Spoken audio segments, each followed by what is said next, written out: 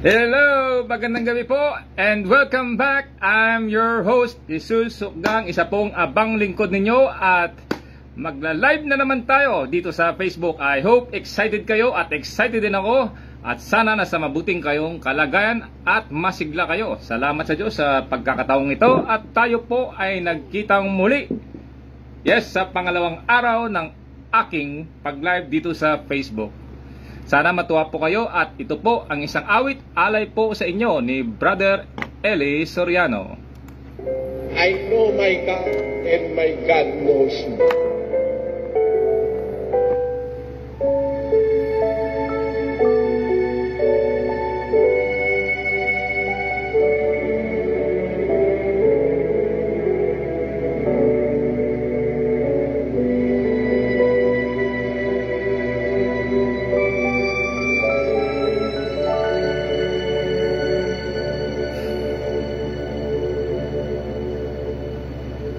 Pagsubok ay dumarating, saping-saping kapanglawan, puso'y ibig na manghina, tila hindi makayanan.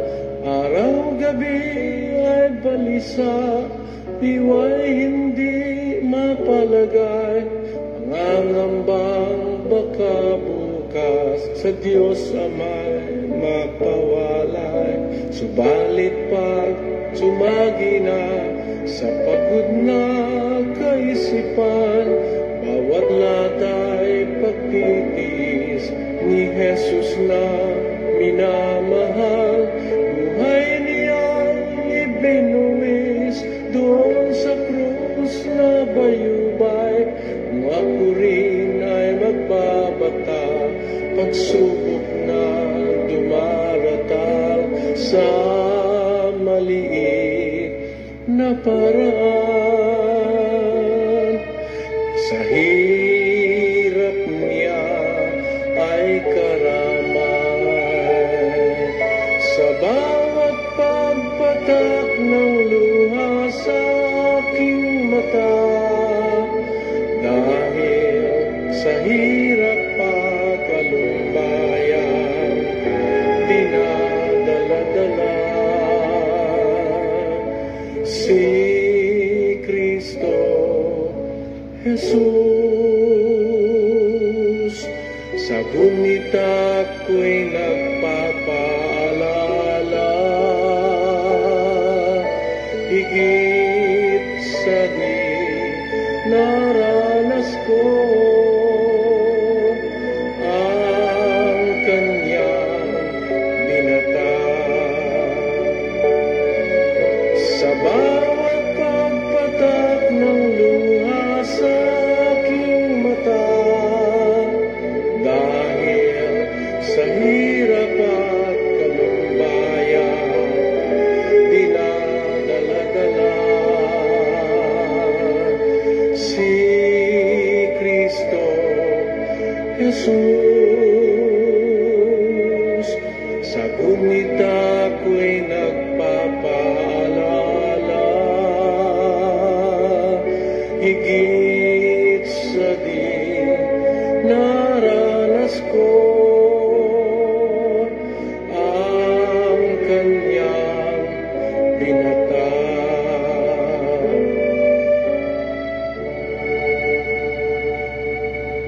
Dala kong nakalimbag sa aking katawan ang tanda ni Jesus, magpakailan pa man. Dala kong nakalimbag sa aking katawan mga halimbawang kanyang iniwanan. Pangako sa iyo, Ama, magtitiis habang buhay. Tulungan mo ako nang makapagtagumpay.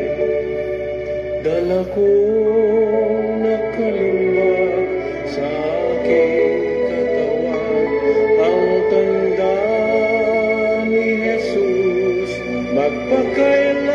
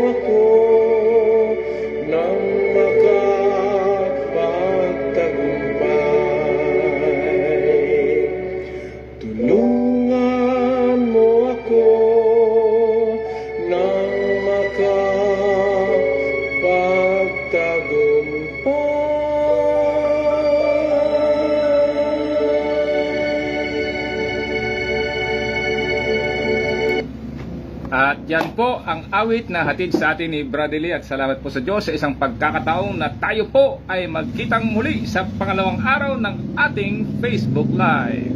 Sana po kayo ay masaya at natutuwa ako na sa mga nag-views. Maraming salamat po sa inyo, at talagang kayo po ay nakakapagbigay lakas para po tayo ay gumawa pa ng pangalawang Facebook Live. Ito po ating ginagawa ay lahat po ito ay puro impromptu. Meron po tayong rundown, meron po tayong planning na panandalian lang, at gaya nga kanina sa pinost ko ay nagpost po ako na ang pag-uusapan ay ang topic po ay ang current events. Isa po dito ay atin pong papakinggan. Fate and destiny has decreed that the United States of America be the trustee of modern civilization against the threat of a possible second dark ages. And America cannot fail. And therefore, we, the Filipino people, come and bring to you a prayer that God and His divine providence may grant you guidance, strengthen both your heart and hand, so that that hand may be strong on the lever of power and save our humanity.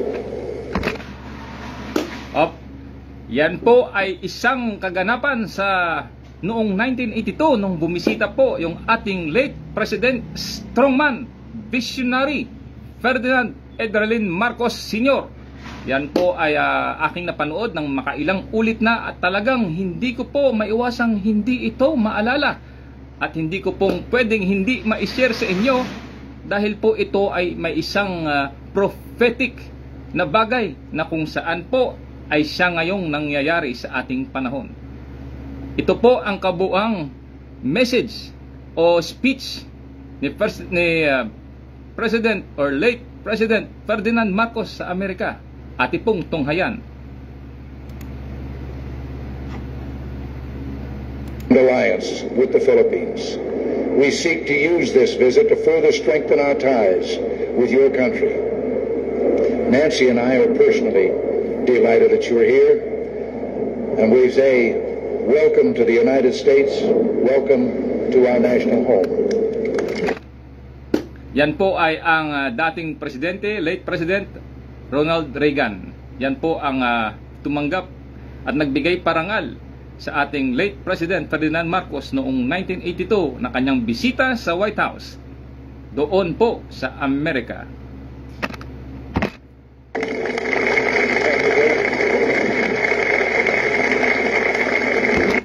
For info po sa lahat, kung mag-search po kayo sa YouTube, ay bigyan po nating pansin na pumunta po tayo sa Reagan Library para magbigay na rin po ng like sa kay late President Reagan sa kanyang library, at suporta po sa kanilang channel. Sa mga gusto pa pong mag-like o mag-share ng aking Facebook, maraming salamat po, at sana ay patuloy pa tayong lumaganap, o ibig sabing tumagal, at magkakaroon pa ng mga pagkakataong maraming pag-uusapan sa ilalim ng araw, ika nga. Pagpatuloy po natin ang kaganapang ito.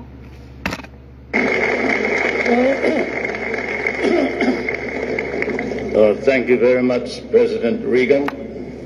Mrs. Reagan, members of the Cabinet, distinguished guests, my friends.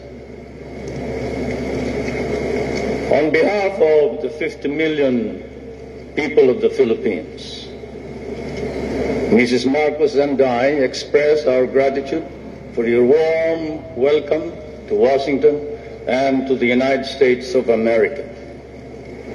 This great and beautiful city, that is one of the few cities that was built as a capital for a great nation, is indeed, as has been written, the key to knowing the secret of America. And this house of the American people,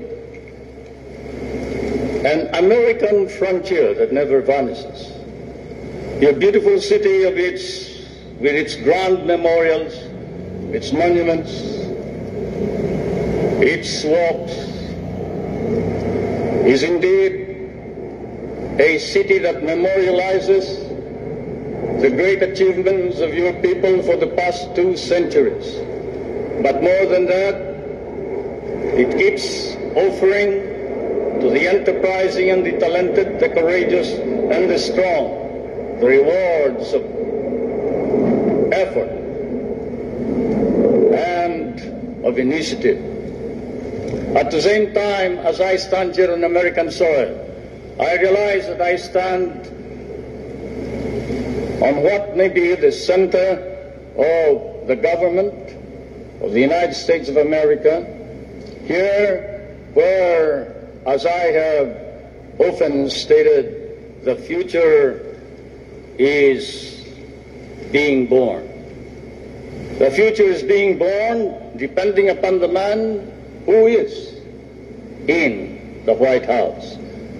And the man who is in the White House today certainly is creating a new future for our world.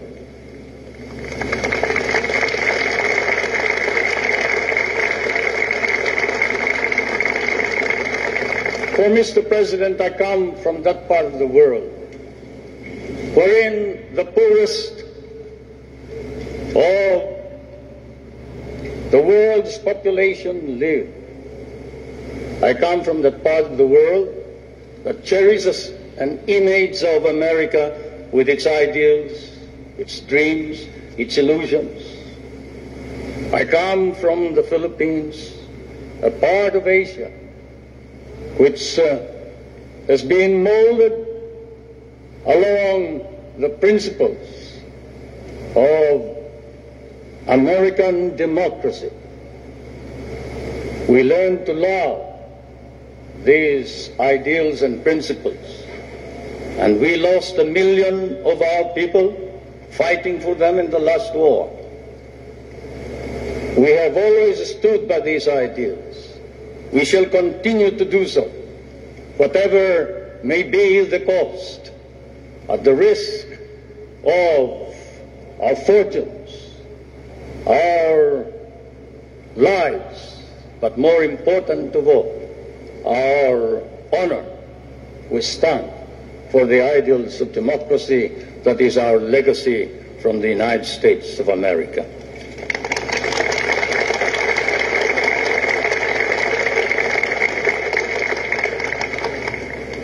I did not come to burden you further with additional problems, Mr. President. For I know that, as I have said in many a speech before my own people and before the world, fate and destiny has decreed that the United States of America be the trustee of modern civilization against the threat of a possible second dark ages. And America cannot fail. And therefore, we, the Filipino people, come and bring to you a prayer that God and His divine providence may grant you guidance, strengthen both your heart and hand, so that that hand may be strong on the lever of power and save our humanity.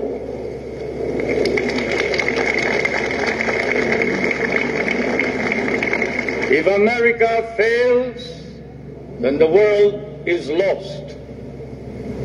And thus, Mr. President, I can assure you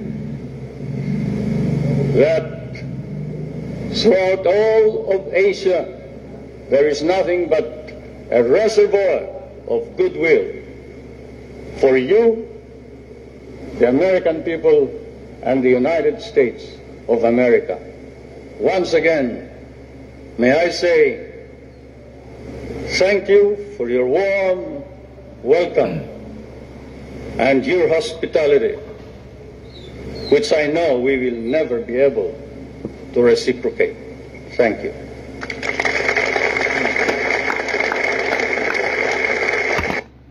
yan po ang isang kahanga-hangang speech ni former or late President Ferdinand Marcos. Siya po ay nagbigay ng speech. Wala po siyang kopya. Talaga pong laman ng kanyang utak.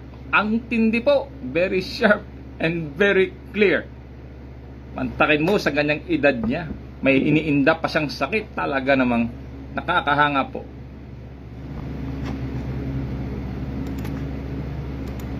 Bakit po ba sa world politics or current events, Amerika po ang aking napiling topic sa pangalawang araw ng Facebook Live? Isa pong kaganapan o pangyayari sa aking buhay way back 2004, 2005. Doon po sa Bangko Filipino Condominium, doon po sa loob ng Intramuros. Ako po noon ay nag-apply ng loan sa Pag-ibig kasi nandun yung Pag-ibig sa lower ground. Nakapila po ako noon. At habang nakapila po ako, dahil nag-aantay po ako ng processing, meron po isang babae about 5'2" in height. Tapos nakasleeveless siya na kulay lavender, nakamaong pants. Tapos yung buhok niya straight about below the shoulder. Fair lady, maganda, mga 5'2". Napunta sa mga usapan at bandang huli may sinabi siya sa akin na, "Sir, why don't you try mag-apply sa US Navy?" That was way back 2004, 2005. Namangha ako at napaisip ako kung bakit na sinabi niya sa akin yon. Of all the people doon sa opisina ng Pag-ibig, doon sa Bangko Filipino Condominium sa loob ng Intramuros, ay tinabihan niya ako at sinabihan ng ganong bagay na namangha ako. Ngayon, nung sinabi niya sa akin yun, napaisip ako at binigkas. Sabi ko sa kanya, "Ma'am, maraming salamat." At mismo yung Amerika, nakita nila yung potensyal na kung ano yung meron ako. Pero ma'am, salamat. At meron pa akong hinahanap, ma'am, sa buhay ko. Yun ang sabi ko sa kanya. Meron akong hinahanap. Yun po sana ay isang opportunity para maging isang ganap na US Navy. At isa pa, American citizen. Wow, pantakin mo. Of all the people doon sa loob ng nag-a-apply sa Pag-ibig, ako'y sinabihan. Hindi ko po yun makalimutan.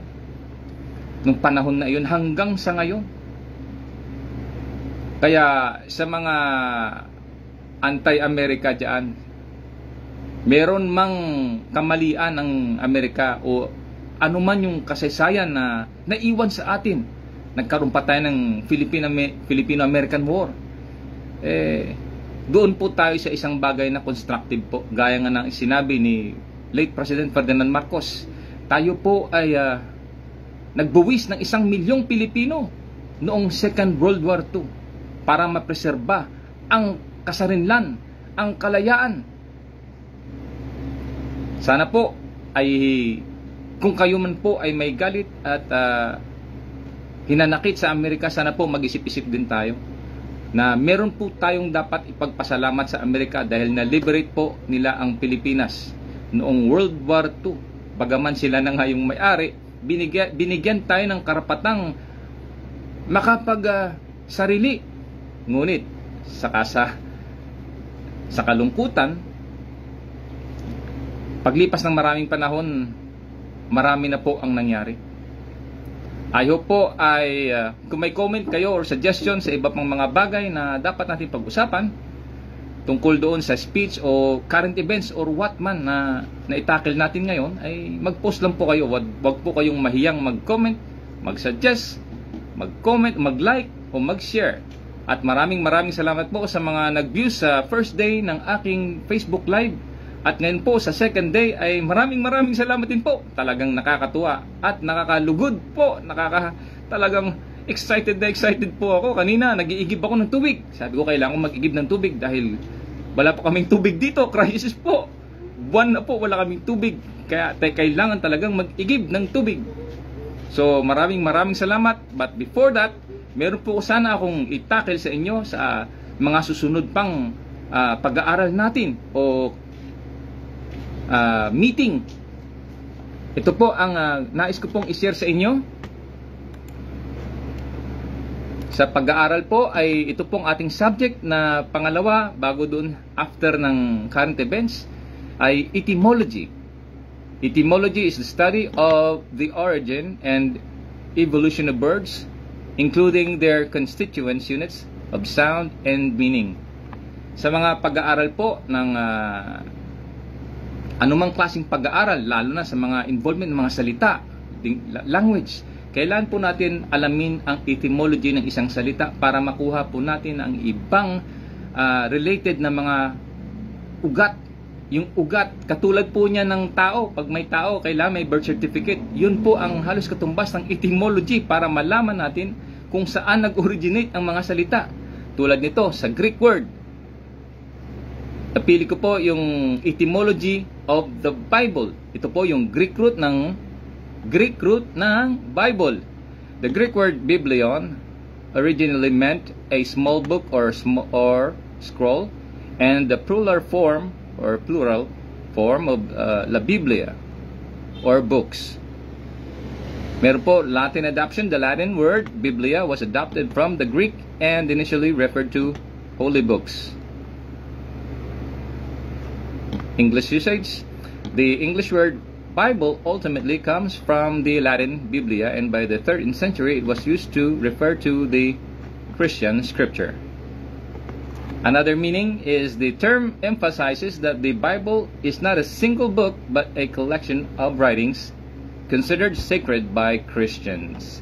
Gaya ng sinabi ko po, ang ating sa first day ko na live, magtanong po tayo. The best po na tanong are by biblical questions po, para po ay dahil sa panahon natin, yan po ang mga kaganapan na hindi po natin maiwasan. Kahit ano pong iwas ng tao, we cannot do away with what is existing today. What is existing today was written from the Bible or in the Bible 2,000 years ago. Christ said in Matthew 24. Pakibasa nyo na lang po sa ating pong mga guests. Kung wala kayong Bible, kung meron kayong internet, the best po. Kasi lahat ito yung kinuha ko regarding sa etymology po. Ano po yan, sa internet na lang po. The best po ngayon kasi ang advent ng technology, ng AI, internet, talaga po, ang laki po ng tulong sa tao para po tayo ay matuto sa mga bagay-bagay just in the fingertips. Salamat po sa mga patuloy na nagsusubaybay sa ating Facebook Live. At iiwanan ko po kayo ng quote dito sa kasulatan ng Biblia in 2 Timothy chapter 3 verse 14 to 17, Revised Standard Version. But as for you, continue in what you have learned and have firmly believed, knowing from whom you learned it, and how from childhood you have been acquainted with the Scripture or sacred writings, which are able to instruct you for salvation through faith in Christ Jesus. Verse 16, all scriptures is inspired by God and profitable for teaching, for reproof, for correction, and for training in righteousness, that the man of God may be complete, equipped for every good work. Yun po, if gusto nating maging mabuti, yan po ang source ng kabutihan po, ang kasulatan na mula sa Diyos na pinagkaloob sa atin ng matagal ng panahon. Those skeptics, I know may mga skeptics, pero yung skeptics po talagang napapatunayan ng realidad na meron po talagang pangyayari na hindi kailanman maiwasan. Whether we deny the truth still exists. Yan po. So maraming salamat po. Kung may pala po kayong tanong, any topic, just post po at gagawa natin ng pag-aaral.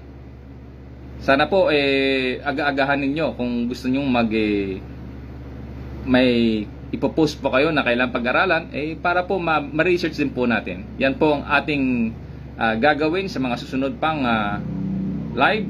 At maraming salamat po. God bless po sa inyo. Sana po ang malusog kayo, masaya kayo, malakas kayo. At sa susunod po, magkita-kita po tayo ulit. Salamat po sa Diyos. God bless. Amen.